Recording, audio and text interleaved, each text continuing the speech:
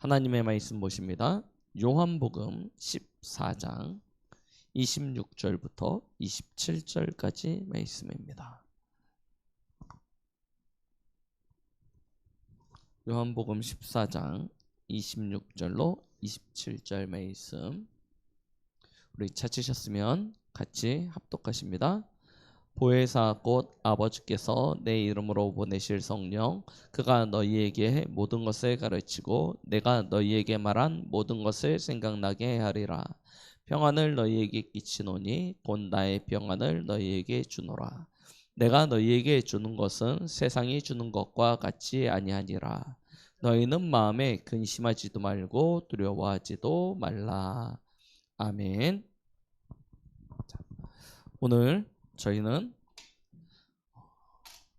신자의 5가지 확신 가운데 인도의 확신을 함께 말씀으로 나누겠습니다.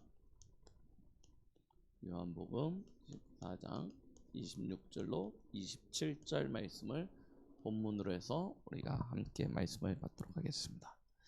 자, 저희 지금 선교대회 기간입니다. 어저께 우리 렘넌트들에게도 이렇게 잠깐 선교대의 중요한 흐름을 전달했었는데요. 이번 세계 선교대회를 여러분들의 기점으로 해서요, 반드시 찾아야 될 것이 있습니다. 그것이 무엇이냐? 아까 기도 제목으로 드렸죠? 나의 땅끝입니다. 나의 땅끝이 어디입니까? 우리는 세계복음화 하면 무슨 생각하냐면, 내가 선교사님을 어떻게 돕지? 아주 훌륭한 생각이죠. 어떻게 돕지? 그 다음에 조금 더 하면 내가 언제 해외 현장에 나가서 선교에 동참하지? 예, 세계에서 복음하면 그렇게 생각합니다. 그런데 저는 그럴 수 있어요. 왜냐하면 먹고 하는 일이 그겁니다. 맞죠? 그러니까 그냥 저거 하면 어디도 가고 저기도 가고 가면 돼요. 근데 여러분들은 일상의 삶이 있지 않습니까? 그렇죠? 직업이 있고 가정이 있고 있습니다. 가끔 몇 년에 한 번 시간 내 가지고 이렇게 선교 갈 수도 있고 하지만 그것이 세계복음화는 아니잖아요. 그렇죠? 선교사님들에게 여러분들이 후원하고 헌금하고 배후에서 기도해 주는 것 굉장히 중요하지만 그게 세계복음화의 전부는 아니잖아요. 그렇죠? 나의 땅끝이 어디입니까? 어저께 우리 렘넌트들하고 제가 하면서 그랬는데요. 지구는 둥그니까 자꾸 걸어가면 어디에 닿아요? 어디 가요? 지금 여기요. 그렇죠? 땅끝이 어디입니까? 여러분들이 있는 그곳이 땅끝이에요. 그 땅끝을 발견하셔야 된다니까요. 우리는 꼭 세계복음화에 어디 가서 해야 되는 것처럼 생각되어지지만 하나님이 우리 교회를 이 현장에 두신 이유는 이곳에 세계복음화 해야 될 하나님의 뜻이 계획이 있는 것 아닙니까? 그럼 여러분들을 그 현장에 두신 이유는 그 현장에 하나님께서 전도와 선교를 두시고 하실 일이 있기 때문에 그곳에 두신 것 아닙니까? 그죠? 땅끝이요. 여러분들이 이 속에서 무엇이 나와야 되냐면 여러분들의 미래가 나와야 되는 것이죠. 우리 237, 5천 다르다니까요. 여러분들의 입장과 저의 입장이 달라요. 맞죠? 같지 않습니다. 똑같을 수가 없어요. 똑같은다면 똑같은 모습과 똑같은 직업과 똑같은 하나님이 저와 똑같은 삶을 옆에다 또 두셔야겠죠. 근데 다 다르잖아요. 다릅니다. 그런데 우리는 이 다름 자체를 아예 고민도 안 해봐요. 그냥 세계복음하면 세계복음화. 한 번도 뭐 고민도 없어요. 그냥 237 하면 그래 237 이러고 그냥 간다니까요. 그런데 달라요. 왜요? 각자를 통해서 하나님께서 하시고자 하시는 하나님의 뜻과 계획이 있기 때문에 달라요. 같은 집에 살아도 달라요. 그렇죠? 다 다릅니다. 그럼 이걸 찾아야죠. 우리 렘넌트들은 이것 때문에 여태까지 학교 다닌 것 아닙니까? 이것 때문에 계속 학교를 다니면서 전문 달란트 찾아가지고 계속 갔다니까요. 그런데 무슨 고민이 있냐면 우리는 대부분 그래 놓고 맞냐 안 맞냐 이거 가지고 고민을 하는 거예요. 계속. 왜? 대부분 힘드니까, 어려우니까. 그러니까 된다 안 된다 맞다 틀리다 이거 가지고 계속 고민하면서 정작 그 현장에 하나님이 주신 것들은 다 놓치는 거예요. 여러분들은 기억하셔야 됩니다. 하나님이 이 시대의 은혜로 남은 자로 부르셨어요. 그죠? 그래서 렘넌트라 이야기하고요. 7천인이라 7천 제자라 말하고 있는 것입니다. 왜요? 이곳을 두고 하나님께서 남기신 거라니까요. 뭐 하려고요? 이 현장 살리려고요. 그 현장이 어떤 현장이냐? 99% 이방 현장이에요. 제가 원래 이렇게 써야지 글씨가 조금 더 예쁜데요. 예, 앵글 때문에 이렇게 쓰고 있거든요. 글씨가 막 날아가요. 99% 이방 현장. 그 현장을 살리기 위해서. 원래는 여러분들이 있는 그곳이 하나님의 손길로 하나님의 호흡으로 창조하신 땅입니다. 하나님의 현장이에요. 그런데 창세기 3장 이후로 이 복음의 빛이 단절되어져 버렸어요. 그래서 어둠이 완전 지배해버리는 사각지대, 재앙지대가 되어졌습니다. 그 땅을 두고 하나님께서 여러분들을 그곳에 세우신 거예요. 그런데 우리는 그 일을 영으로 보지 못하고 늘 육으로 봅니다. 그래서 육으로만 보니까 갈등이에요. 육신으로만 보니까 사람 문제인 것 같고 환경 문제인 것 같고 다 뭐로 보이냐 문제로만 보이죠. 그런데 실제로는 어떤 것이냐 영적인 거다니까. 이게 영적인 문제라니까요. 그래서 여러분들의 가정, 여러분들의 직장, 우리 렘넌트들의 학교 전부 다 그곳에서 뭘로 볼 수 있어야 되냐면 영적인 눈을 가지고 봐야 되는 거예요. 그래서 우리 지난주 그 청년의 눈을 여시사. 그렇죠? 엘리사가 청년의 눈을 열어서 영적인 것을 보게 되니까 다른 관점에서 볼 수 있는 그렇죠? 새로운 시작을 할 수 있는 힘이 생기는 거다. 여러분들이 그 축복 누리셔야 돼요. 그렇죠? 그래서 지난주 말씀에 영적인 힘을 가진 지도자란 제목으로 2부 때 말씀이 선포되어진 것입니다. 그래야 우리가 뭘 할 수 있냐면 내가 있는 그 현장에 도단성 운동을 할 수 있어요. 그렇죠? 내가 있는 그곳에서 먹고 살기 위해서 아둥바둥거리는 인생이 아니고요. 그렇죠? 여기서 얼마만큼 하다가 내가 돈 벌면 내가 이제 조금 더 나은 현장으로 나은 환경으로 가야겠다. 그거 고민하면서 있는 것이 아니고요. 그곳에서 진짜 그리스도의 깃발을 들고 예수 그리스도의 생명의 빛, 능력의 빛, 이 복음 운동하고 제자 운동하는 지교회 망대를 세우는 응답을 누릴 수 있다니까요. 그렇죠? 이것이 우리의 인생이 되어져야 돼요. 이것이 우리의 미래가 되어져야 돼요. 이걸 이번 선교대 기간을 통해서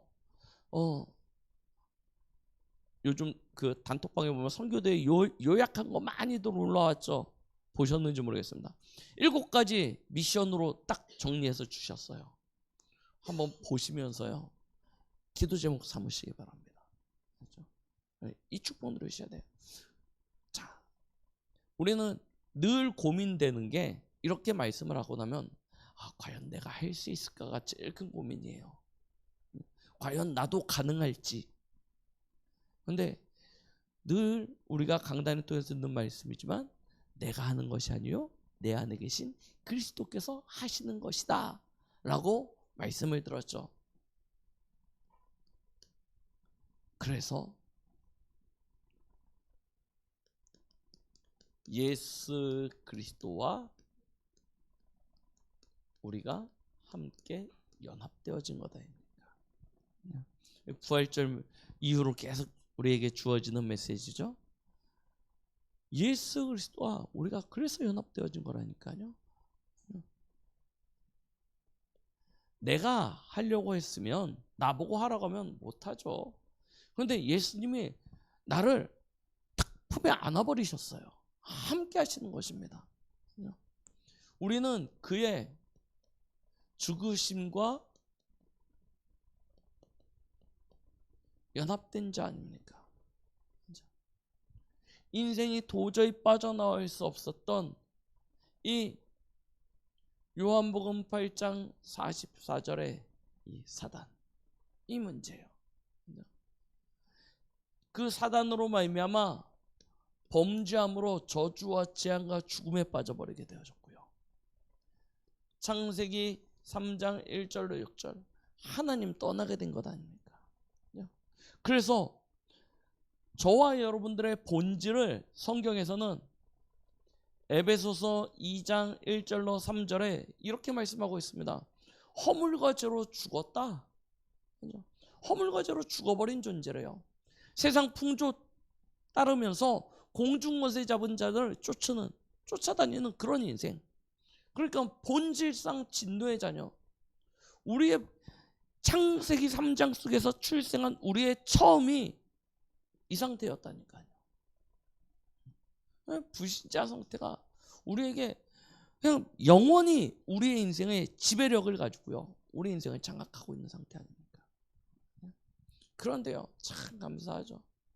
요한복음 19장 30절.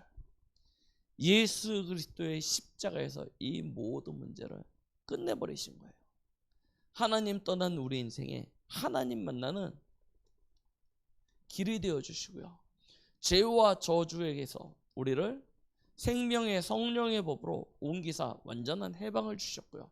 마귀의 일을 멸하셔서 우리로 승리케 하신 것 아닙니까? 이 축복이 우리에게 주어졌어요. 선물로. 하나님의 은혜로. 우리가 이 사실을 듣고 요한복음 1장 12절이죠. 마음에 믿음이 생겨요. 아, 그렇구나. 예수 그리스도께서 모든 문제 끝내셨구나. 믿어지니까 입술로 고백하는 것 아닙니까? 예수님 내 안에 들어오셔서 나의 인생의 주인이 되어주세요 하고 영접했는데 그 즉시요 하나님의 자녀가 되어지고 하나님과 자녀됨 동시에 고린도전서 3장 16절 하나님의 성령이 내 안에 들어와 버리세요. 내 안에 들어오시는 거예요. 그래서 그리스도와 연합되게 되어졌죠. 하나 되어지게 된 것입니다. 이 사실을 확증하시기 위하여 예수 그리스도께서 3일 만에 부활하셨고 우리는 그의 부활과 또한 연합되어진 자 아닙니까? 예수 그리스도의 부활 이것과 연합되어졌다는 것은 어마어마한 의미를 가지고 있습니다. 과거에 나는 죽었다는 거예요. 이 상태에 있었던 나 불신자 상태 6가지 하나님 떠난 상태에서 본질상 진노의 자녀였던 나는 예수 그리스도와 함께 십자가에 못 박혀 죽었어요. 그리고 이제 내가 사는 것은 내가 아니요. 누가 살아요? 내 안에 계신 그리스도께서 사시는 것이라. 내가 아니래요. 내 안에 계신 그리스도께서 사시는 인생으로 완전히 바뀌어졌다는 것이죠. 그래서 고린도후서 5장 17절 이전 것을 지나갔으니 보라 새 것이 되었도다 라고 말씀하시는 것입니다.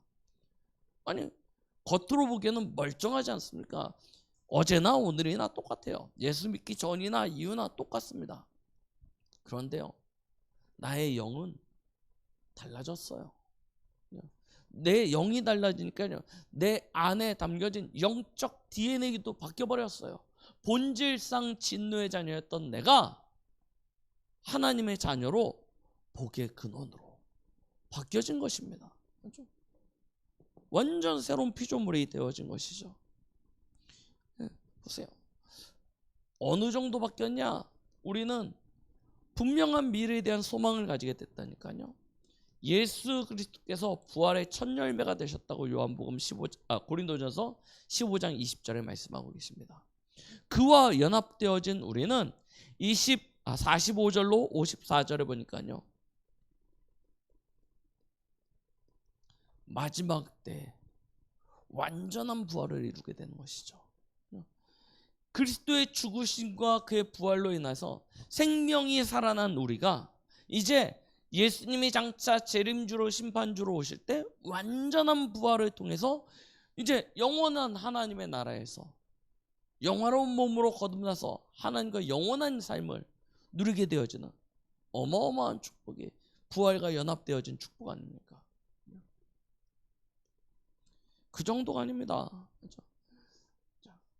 죽으심과 연합되어짐으로 사실은 우리의 과거 문제 끝난 것 아닙니까? 본질상 진노의 자녀였던 마귀의 종이었던 하나님 떠나 있던 이 본질상 진노했던 우리의 과거 문제 끝나버렸어요. 부활과 연합되어짐으로 우리는 마침내 승리하게 되어져 있는 것 아닙니까? 이 미래 문제 끝이라니까요. 여러분들이 아무리 세상 가운데 환난을 당하고 고난을 당하고 핍박을 당해도 결국에는 승리하게 되어져 있습니다. 과거, 미래, 끝. 근데 중요한 건 지금이 있지 않습니까? 그렇죠? 오늘. 그래서 다른 연합을 또 이야기하셨죠. 그게 뭐예요? 보호자와 연합되어졌다. 보호자와 연합되어졌대요. 얼마나 감사합니까? 오늘 요한복음 14장 1절, 너희는 마음에 근심하지 말라. 하나님을 믿으니 또 나를 믿으라. 무슨 얘기입니까? 근심할 일이 생길 거라는 거예요. 맞죠? 그렇지 않습니까? 당장 뭐부터 생깁니까? 예수님이 가겠다고부터 말씀하시잖아요. 일단 근심한 일부터 딱 생긴다니까요. 예수님 가면 어떡합니까?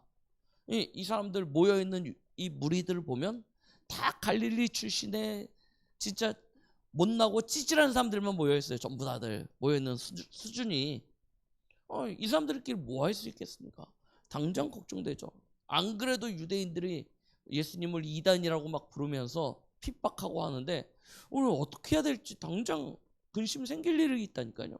그런데 뭐라고 얘기했냐면 하나님을 믿으니 또 나를 믿으라 라고 이야기하시면서 그 다음 얘기가 갑자기 뭐냐면 내 아버지 집에 거할 것이 많도다 라고 이야기하세요. 이게 갑자기 무슨 얘기일까요? 왜 근심하지 말라 하나님 믿어라 해놓고서 하나님이 힘주실 거다 하시면 되는데 내 아버지 집에 거할 것이 많도다 라고 이야기하세요. 그러면서 내가 너희를 위하여 거처를 예비하러 가노니 가서 너희를 위하여 거처를 예비하면 내가 다시 와서 너희를 내게로 영접하여 나 있는 곳에 너희도 있게 하리라 라고 이야기하세요. 마치 이 마지막 때 이야기하시는 것 같죠? 예수님이 재림주로 오셔서 세상을 심판하고 믿는 이들을 예수님께로 저 보좌로 하나님의 나라로 인도하여 가겠다 이렇게 이야기하는 것 같지 않습니까? 그런데 그거보다 더 중요한 의미가 있는 것입니다. 뭐예요? 우리가 하나님 나라의 배경을 가진 것을 이야기하시는 거예요. 그렇죠? 하나님 나라 보좌의 배경을 가진 자라는 것을 확인시켜 주신 것입니다. 여러분들 속지 마십시오. 우리의 시민권은 어디에 있다고요? 하늘에 있는지라. 우리의 배경, 우리의 신분, 우리의 소속이 어디에 속하여 있냐? 하늘에 속하여 있습니다. 그 하나님의 나라는 히브리서 12장 20절로 22절에 보니까요. 어떤 것입니까? 하나님의 도성, 저 시온산, 보좌가 있고 하나님이 거기에 자정하고 계시고 천만 천사가 있고 그 우편에 아들 되신 그리스도가 계시는 그곳, 그렇죠? 이곳이 우리의 배경이라니까요. 여기서 우리의 모든 필요가 나오는데 어떻게 주어집니까? 아들 되신 그리스도를 통하여. 그렇죠? 참 왕이요, 참 선지자요, 참 제사장 대신 그 아들을 통해서 우리의 모든 필요가 공급되어지는 거다. 그렇죠? 왕 대신 그리스도께서 우리에게 영적인 왕 같은 권세를 주셨죠. 그래서 천만 천사가 우리를 돕는 거다. 우리는 만물 위에 만물을 충만케 하시는 그리스도를 통하여 만물 위의 선자가 되어지는 축복이 우리에게 주어진 거다. 우리는 그 그리스도의 이름으로 모든 흑암을, 모든 사단의 권세를 꺾을 수 있는 능력을 가지지 않았습니까? 그렇죠? 왕 대신 그리스도, 선지자 대신 그리스도를 통하여 하나님이 우리에게 말씀하시고 그 말씀하신 바가 우리의 삶에 그대로 성취되어지도록 하나님께서 일하시고 역사하시지 않습니까? 우리는 그 말씀을 가지고 많은 사람들을 옳은 대로 돌아오게 할 수 있는 그런 능력을 가졌지 않습니까? 제사장 아닙니까? 하나님께서 저와 여러분들에게 때를 따라 돕는 은혜를 주신대요. 이방의 저 이상한 사람들이 특히 우리 저 옆에 가면 큰 이 성당들 이런 데서 뭐라 하냐면 어떻게 감히 사람이 하나님 앞에 나아가서 하나님을 대면하고 하나님 앞에 고할 수 있느냐. 그래서 그렇게 못하니까 통로가 있어야 된다는 거예요. 그 통로를 누구로 삼냐? 예수님의 어머니인 마리아를 통해서 하나님께 나아가는 통로를 삼는다라고 이야기해요. 과거 헬라 때부터요, 교회 안에 이 사상이 얼마나 깊숙이 들어왔는지요. 그런데 성경은 뭐라냐면 만인 제사장 아닙니까? 너희가 왕 같은 제사장이다. 제사장의 특권이 무엇입니까? 하나님 앞에 나아가서 하나님을 대면할 수 있는 특권이거든요. 그런데요, 일부 특정한 사람들만 하나님 앞에 나아갈 수 있으니까 고해성사라고 하고요. 그렇죠? 완전 틀린 이야기하는 사람들이 너무나 많습니다. 아니요, 우리가 아들 되신 그리스도를 통하여 은혜의 보좌 앞에 나아갈 수 있는 것. 그래서 그 보좌에서 하나님을 대면하고 하나님께 고하고 하나님의 말씀과 하나님의 은혜를 받을 수 있는 어마어마한 특권이라니까요. 그래서 세상 사람들이 가질 수 없는 힘을 우리는 가지게 되어지는 것입니다. 이 축복이 하나님이 우리에게 주시는 거예요. 어떻게 해요? 그리스도와 연합되어짐으로.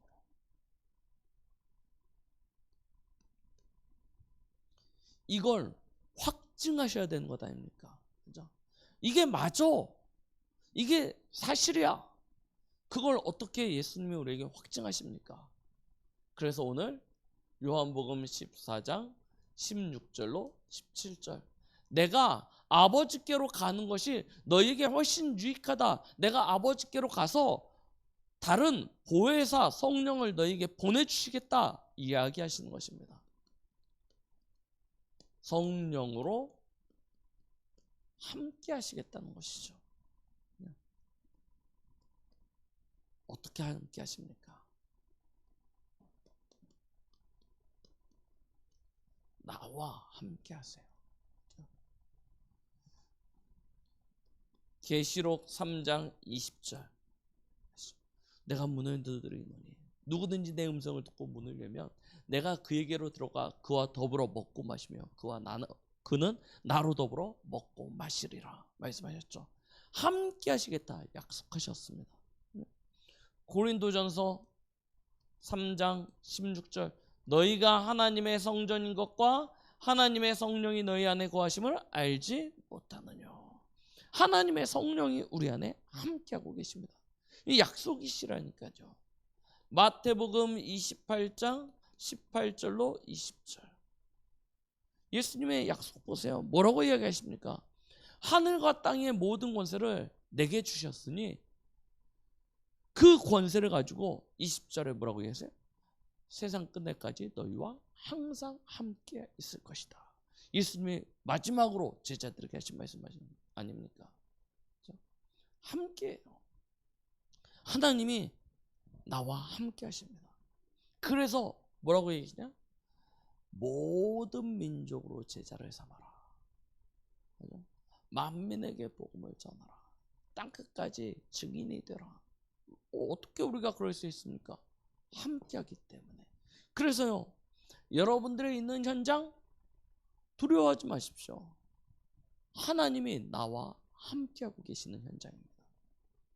그래서 이 사실을 누리는 사람은 어디로 가든지 두려워하지 않아요. 어디로 가든지 두려워하지 않습니다. 갔는데 너무 이상한 사람이 많아요. 우리 직장에 갔더니 영적 문제가 너무 심각한 사람들이 많아서 사람들이 너무 이상해서. 아니요, 하나님이 우리와 함께하고 계십니다. 나와만 함께하고 계시는 것이 아니라 언약 가진 나를 중심으로 해서 이 모임 속에 하나님이 함께하고 계세요. 이 사실을 누리는 거예요. 맞죠? 우리 이사야 7장 14절 무엇에 대한 약속이죠? 임마누엘. 임마누엘의 뜻이 무엇입니까? 마태복음 1장 23절 또다시 임마누엘에 대한 약속을 하십니다. 임마누엘의 뜻이 무엇입니까? 하나님이 우리와 함께 계시다 함이라 아닙니까? 하나님이 우리와 함께 계신다는 거예요. 이 사실을 놓치지 마시기 바랍니다. 하나님이 우리와 함께하고 계세요. 그 하나님이 빌립보서 2장 13절에 내 안에 소원을 두고 행하시고 계십니다.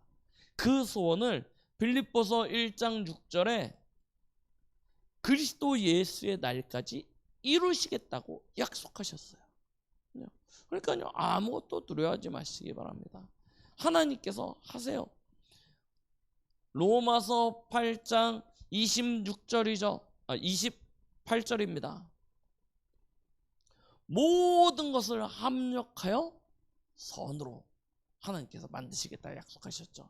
31절로 39절에는 그 하나님의 사랑에서 우리를 끊을 자가 없다라고 말씀하셨습니다. 우리와 함께 하시는 하나님이 이와 같은 응답들을 우리에게 주시겠다는 거예요.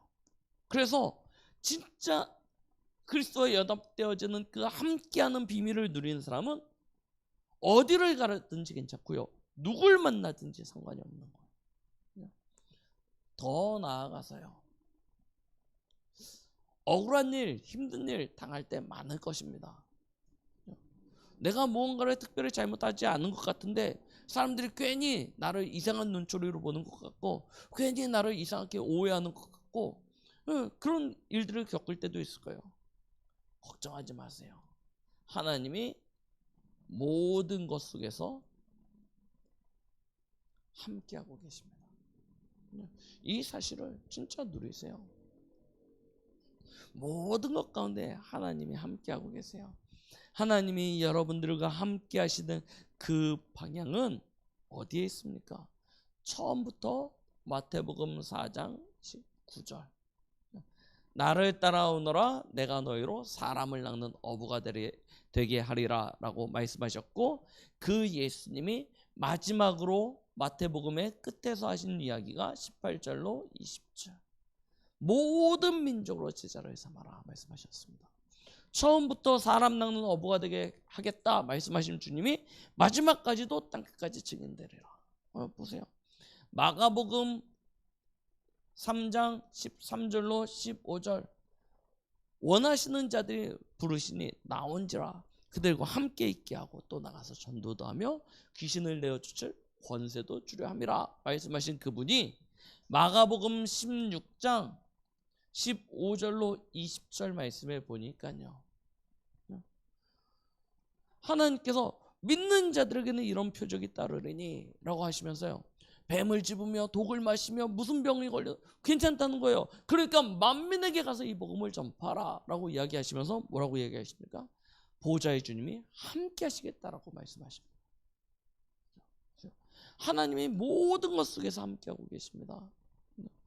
사도행전 1장 8절입니다. 하나님은 우리로 땅끝까지 증인되게 하실 것입니다. 그죠? 하나님은 이 축복을 저와 여러분들의 삶 속에 허락해 주시기 위하여 그 일들을 하나님이 친히 설계하시고요, 디자인하시고요, 하나님이 만드세요. 그래서 예레미야 33장 1절로 3절 말씀, 이를 행하는 여호와 그 일을 만들어서 성취하시는 여호와 그 이름을 여호와하라 하는 이가 이렇게 너에게 말한다 하면서 너는 내게 부르짖으라. 내가 내게 응답하겠고 내가 알지 못하는 크고 은밀한 일을 내게 보이리라 말씀하셨죠. 하나님이요 다 설계하시고 디자인하셔서 하나님이 만드신다니까요. 뭐 하려고요? 여러분들을 증인되게 하시려고요. 그렇죠? 하나님이 하세요. 모든 것이 하나님의 설계 속에 있습니다. 그러니까요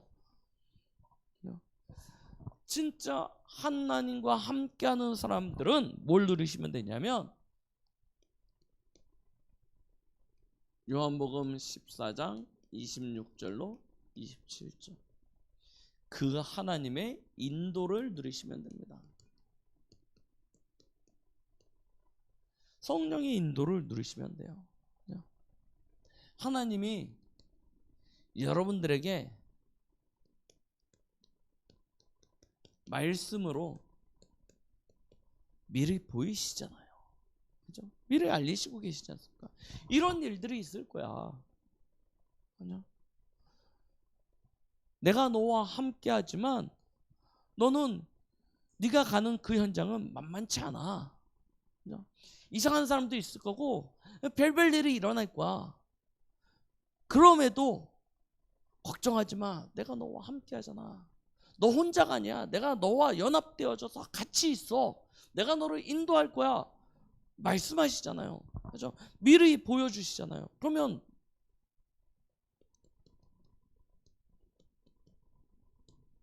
속지 않으면 된다니까요. 속지 않으면 돼요. 뻔히 말씀하시는데 맞죠? 이런 일도 있고 저런 일도 있고 많은 일들이 일어나게 될 거야. 뻔히 말씀하시는데 우리는 정작 문제 생기면 이거 다 잊어먹고 말씀으로 가르쳤던 거 다 잊어먹고 뭐만 보이냐면 문제만 딱 보여요. 큰일 났다 이제. 죽겠다 이제. 이 생각만 딱 잡힙니다. 잡힌다니까요. 마음과 생각이 잡혀버려요. 그게 마귀가 하는 일이에요.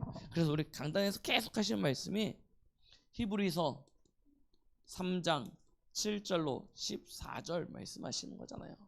사단이 우리를 미혹하고 유혹하여 들어오는 거예요. 마음을 완고하게 만들어서 하나님의 말씀을 믿지 못하도록요 공격해 들어오지 않습니까? 그래서 뭐라고 말씀하셨냐? 믿음으로 결부시켜라. 말씀을 믿음으로 결부시켜라. 문제가 오면 우선 문제가 크게 보이겠죠. 그때 뭘 생각해야 되냐? 말씀을 딱 붙잡는 겁니다. 그래. 이 문제 속에서도 하나님이 함께하고 계셔. 이 문제 속에서도 하나님이 인도하고 계셔. 나의 모든 것 가운데 하나님이 나와 지금 동행하고 계셔. 이 사실을 실제로 누리시면 되는 거다니까. 그러면 하나님의 말씀이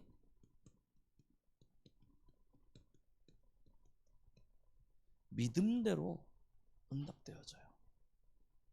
믿음대로 응답되어져요. 이 사실을 가지고 그때부터 뭐 하시면 되냐면 성령의 인도를 두고요 기도하세요. 아시죠? 기도하시면 됩니다. 말씀 딱 붙잡고 하나님 앞에 기도하세요. 성령의 인도가 뭐냐? 오늘 27절 말씀 뭐라고 얘기했죠? 내가 너희에게 평안을 주노라. 내가 너희에게 주는 평안은 세상이 주는 것과 같이 아니하다라고 말씀하셨죠.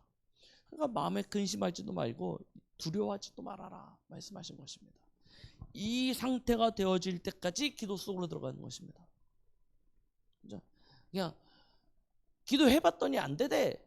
대부분 그러거든요. 왜 기도해봤더니 안 되냐면 염려하면서 기도해요. 그리고 또 돌아가면서 또 염려하고 또 염려하면서 가요. 그러니까요 실제로 해봐도 안 되죠. 기도는 어느 정도까지 하면 되냐면 그래서 예수님이 그 타락한 재판장 비유하면서 과부 이야기 하시는 거예요. 과부가 끝까지 가가지고 매달려가지고 그죠? 내 한을 풀어달라고 이 타락한 재판장이 야 내가 저 여자의 한을 풀어주지 않으면 잠도 못 자겠다. 내가 도저히 안 되겠다. 못 버티겠다. 내가 풀어주겠다. 그렇게 얘기하면서 맞아. 하물며 하나님께서냐 말씀하시지 않습니다. 하물며 하나님께서 진짜 하나님 앞에 기도하시라니까요. 그냥 기도하는 척 하나님께서 그냥 어떻게 하면 좀 도와주시지 않을까 하고 그냥 조금 이렇게 띄어놓으면 이렇게 띄어서 내 염려를 조금 띄어서 하나님 앞에 줬다가 어떻게 하나님이 반응하시는지 보고 뭐 이렇게 간 보듯이 하시지 마시고요. 완전히 맡겨버리시는. 진짜 하나님께서 우리에게 평안을 주실 것입니다. 요한복음 14장 27절. 이 평안이 생깁니다. 근심이 사라지고 평안이 생길 때까지. 그래서 빌립보서 4장 6절로 7절 뭐라고 말씀하시는가? 아무것도 염려하지 말고 오직 모든 일에 기도와 간구로 너희 구할 것을 감사함으로 하나님께 아뢰라. 그래야면 모든 지각에 뛰어난 하나님의 평강이 그리스도 예수 안에서 너희 마음과 생각을 지키시리라 말씀하셨잖아요. 진짜 기도로 하나님이 주시는 평안을 누릴 때까지 기도에 집중해 들어가세요. 그걸 두고 정시, 무시, 집중하는 것입니다. 깊이 들어가 보세요. 그리고 기도하다 보면 하나님이 보여주시는 것이 있습니다. 하나님의 길, 하나님의 뜻을 하나님이 알려주세요. 그러면 그것이 발견되어지는 그 순간에는 뭐 하면 되냐면 환경 따지지 마시고요. 형편 따지지 마시고요. 상황이 이런데 어떻게 하냐 따지지 마시고요. 순종하고 도전하세요. 도전하세요. 하나님이 우리의 마음과 생각을 지키신다고 하셨거든요. 거기에 하나님이 주신 답이 있습니다. 말씀으로. 그거 딱 발견되면 도전에 들어가시는 거예요. 가장 중요한 도전이 무엇이냐? 어저께 핵심에서도 말씀하셨는데 고생하지 말고 우선순위 바꾸라고 이야기하셨어요. 고생하지 말고 우선순위 바꿔라. 우선순위부터 바꾸는 것입니다. 어떻게 하면 맞냐? 여러분들의 모든 것을 가지고 하나님 앞에서 지금 내 앞에 하나님이 계신다 라고 생각하고 하나님이 보실 때 내 입장에서 말고 하나님이 보실 때 무엇이 하나님을 기쁘시게 하는 것인가 라는 것을 질문해 가시면서 도전하시면 돼요. 무엇이 과연 하나님을 기쁘시게 하는 것인지 그걸 고민하시면서 도전하시라니까요. 그러면 어떡합니까? 내 삶은 어떡합니까? 내 미래는 그 고민되시죠? 우리 마태복음 6장 33절 무엇을 먹을까 무엇을 마실까 고민하지 말랬어요. 그것은 이방인들이 고민하는 것이다. 이야기가 공중나는 새를 봐라. 누가 먹이냐? 들에 핀 꽃을 봐라. 누가 입히냐? 그렇죠? 말씀하셨잖아요. 하물며 너희일까 보냐. 하늘에 계신 아버지께서 아신다라고 이야기하면서 그러므로 너희는 먼저 그의 나라와 의를 구하라. 그러면 이 모든 것을 너에게 더하시리라 말씀하시잖아요. 이걸요 실제로 딱 붙잡으세요. 마음에 담으세요. 아마 확신하건대 도전하려고 하면 더 큰 문제가 생길 가능성이 많습니다. 자, 확신하건대 그렇습니다. 왜냐? 여러분 전에도 말씀드렸죠. 운동 한번 해봐야지 하고 헬스장 딱 1년치 끊어놓으면 한 3번 가고 나머지 안 가요. 그렇죠? 왜요? 안 갈 이유가 생겨요. 안 갈 이유가 생깁니다. 우리 영적으로도 마찬가지예요. 내가 이제부터 집중해서 40일 도전하면서 진짜 영적으로 서야지. 딱 마음 먹고 내일부터 새벽 기도 가야지 하면 그 다음날 바로 안 갈 일이 터져요. 못 갈 일이 생긴다니까요. 도전하려고 그러면 못할 이유와 핑계거리들 먼저 찾아옵니다. 그걸 뛰어넘는 거예요.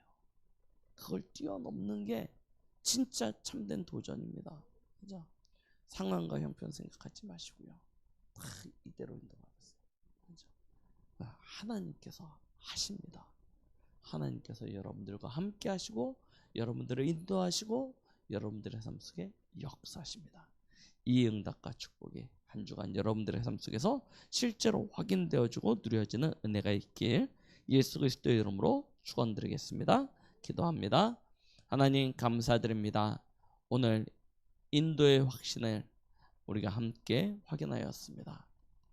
우리의 한 주간의 삶 속에서, 아니 우리에게 허락하신 남은 우리의 인생의 여정 속에서 하나님의 인도, 하나님의 동행을 온전히 누리는 우리 강북동부교회 모든 성도님들, 또 우리 렘넌트들 되도록 축복하여 주시옵소서. 예수 그리스도의 이름으로 기도드렸습니다. 아멘.